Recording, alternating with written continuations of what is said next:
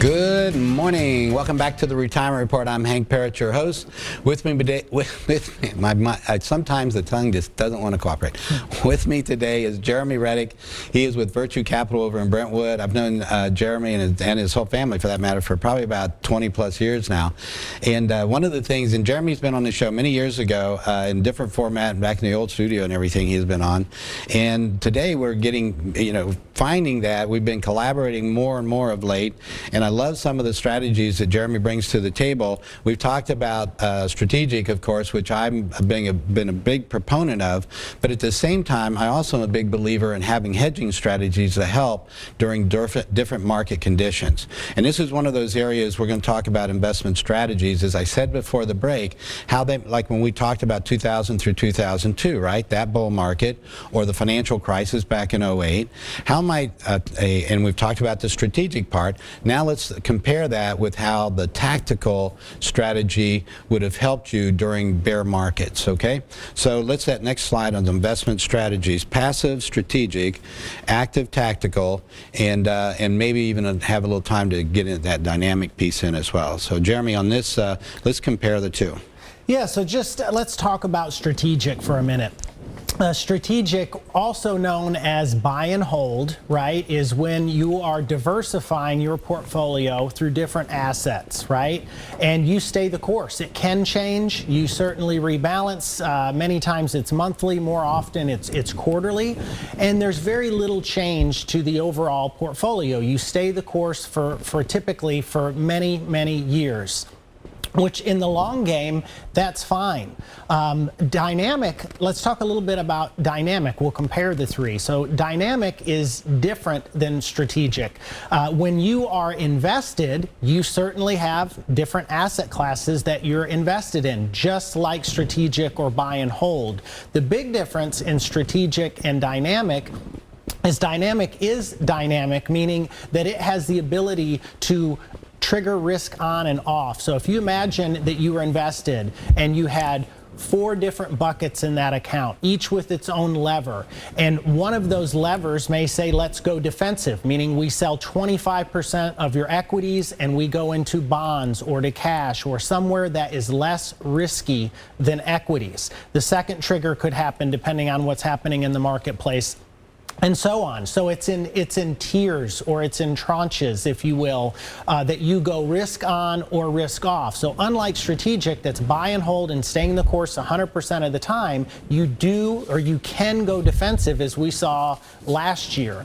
And then lastly, tactical management is much quicker to go risk on and off. Unlike dynamic, that's in tiers or tranches or buckets, if you will, it can go 100% risk on, 100% risk off, literally in a matter of a day. And I think it's important for viewers to know that this isn't something that happens, at least with us, where we call and check with the investor. This is something that happens based on the methodology of the strategy, and we do it across the board, meaning it's not getting permission. We are making it happen. We're looking out for you and every other investor that is invested that way. And I think that's important. Going back to making decisions based on emotion, this is mechanical and repeatable. And that, I think, is important. Well, and as you said, it's not, and this is the thing, the goal here, if you're going to use a strategy like this, you're signing up for it up front. You're saying, this is what I want to happen.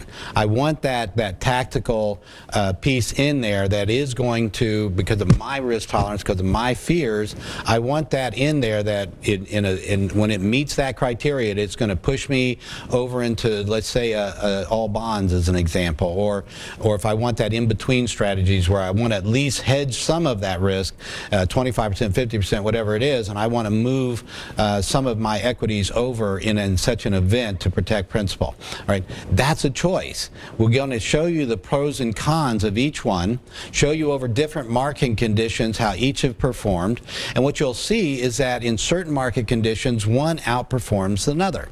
And what if you remember with modern portfolio theory, one of the concepts here is what we call negative correlation. We want asset categories like stocks and bonds, and again, I have to stress each time I say this just to be safe, okay? Having just any old bonds in there doesn't accomplish this. Okay, if you've got long-term bonds, you actually have more of a positive correlation to the market. So mortgage-backed securities is an example. If you have junk bonds, more of a positive correlation to the market. So it's going to increase volatility rather than reduce it. What we want are short and intermediate term investment grade bonds that have that negative correlation. So when the market's up, stocks being up, they're typically not going to keep up, though they'll do fine.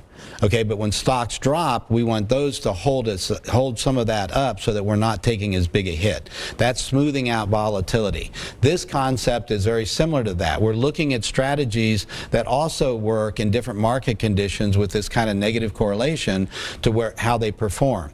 And then when we blend them together, we're going to get the desired result, which is that stable, more stable return, less volatility, and that's going to help us with regard to income from our portfolios. So this is something that is not, you could do a standalone on each one, but I think the blending is probably going to be one of the better choices. Of course, it depends on your individual situation, and again, to stress that you get to choose up front. So you choose up front, that way when the time comes, no one's trying to find you out on a beach somewhere, right? To say, hey, we need to do this now. It's already been decided, and it'll be taken care of. It basically is taken care of for you. It's on autopilot for you from that point. And your advisor is going to already have your permission to do what's in your best interest in those kind of situations. So Jeremy, let's talk then about another, and this is something that will be very helpful. I talked about a comprehensive financial plan. So if you'd like, again, to call the office, take advantage of this planning, we're going to add something to that, this stress test report. So again, if you call the office at 615-376-5325, one of the things that a part of the investment analysis we do is what Jeremy calls a stress test report. And I'm going to let him talk about that and how you can get that done as well. So again, 615-376-5325. Call the office. We'll get your information. And again, if you want a full-blown comprehensive plan at no cost, this is a great way for us to get to know each other, see if we want to have an ongoing relationship. If you need or want an advisor to do the things that I do, then we'll give you an opportunity for that as well. If it's a good fit for both of us. I've been doing this 30 years, and I got to say, on my calendar, I'm looking forward to seeing the people that are coming in, doing reviews with my clients on a regular basis, and so I'm kind of interviewing you as you're interviewing me, because I want to look forward to seeing you again as well. So if you call the office, 615-376-5325, we'll get your information, send you out a checklist to bring to your appointment with me, and we can talk to you about all kinds of, we'll be talking to you about all kinds of things. The investment analysis piece, tax planning, Social Security, Medicare, how to control, manage healthcare costs and retirement, all of that is part of the package.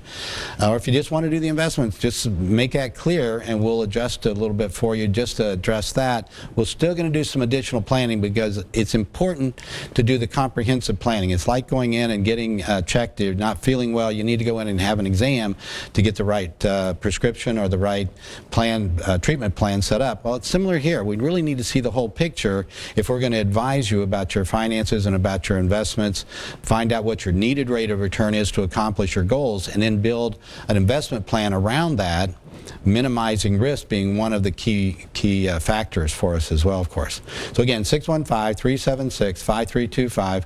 And when you come in to see me, I'll also give you a free copy of my book, 7 Steps to Financial Freedom in Retirement. All right, Jeremy, let's talk about this stress test report. That's one of those little tongue twisters, isn't it? It really is. And before I talk about the stress test, I just wanted to touch on something that may be important. And that is how we collectively manage money, right? At Virtue Capital Management, we have many money managers. So we're a manager of managers. So Jeremy's not sitting up at night and deciding if we should sell Coke or buy Pepsi or go risk on or go risk off. We're choosing and selecting, aligning third-party money managers to help us do that. And I say that to say that many of our managers manage billions and billions and billions of dollars. We only manage currently, I say only, around $730 million of assets. But just know we have a very broad platform for strategic, dynamic, and tactical. And I say that to get to the point about the stress test. And I ask folks all the time, would you like to have your portfolio stress test? And of course, 90% of the time, time or more often than that, they're not familiar with stress testing a portfolio, but they are familiar with having their heart stress test, right? And it's very similar in the aspect that we're going to look at your portfolio. We're going to put it under different stressful situations to see how it has reacted in the past and how it might react in the future. And many folks see and find out and are unaware. They'll come into the office and say, Jeremy, I'm conservative. But when we run the stress test, we find that they're actually invested more like a moderate or maybe even an aggressive investor, meaning they're taking on more risk than they even knew that they were, and that they really don't need that much risk in order to get the return that they need in retirement. So if you'd like to have your portfolio stress test to see how it would have done over different time frames, as well as to see how much risk you're taking on, as well as to see how it might look to incorporate dynamic and tactical investing into your portfolio, we can certainly do that. It's a great report. It's always eye-opening to see how much risk you're taking on and if you're taking on more than what you should be. Excellent. So this is all available as well. All you need to do is be able to call the office, 615-376-5325. We're going to take a quick break. Be right back on the Retirement Report.